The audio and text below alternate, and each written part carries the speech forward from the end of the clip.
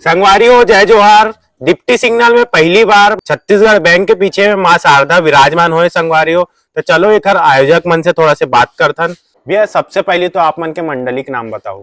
हमारे मंडल के नाम है भैया श्री जगत जननी माँ सेवा समिति शारदा उत्सव मंडल।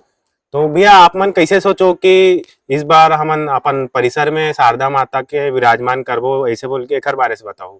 अब यहाँ जो परिसर में हमार जो भाई मन रही से और हमन परिसर में रिथन तब भाई मन हा बोली से कि दिवाली पर्व है भाई कि ऐसे ऐसे काम अपन ला करना है तो हमन हा सम्मिलित होके सब काम करे हन।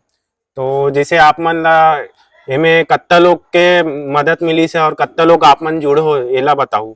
हमन भाई मदद कुछ भी नहीं रही, 14-15 मदद रही से और हमारे पास में आज हमारे पास में 80 कार्यकर्ता है करके ये सब काम हो पाए। तो जैसे आप मन के मंडल में कुछ कार्यक्रम वगैरह रखो भैया।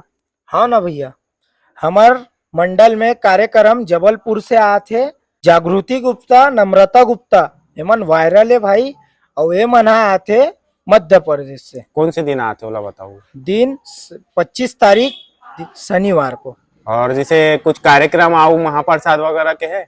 भव्य महाप्रसाद है भाई 27 तारीख को और विसर्जन माँ जगरानी के है 29 तारीख को।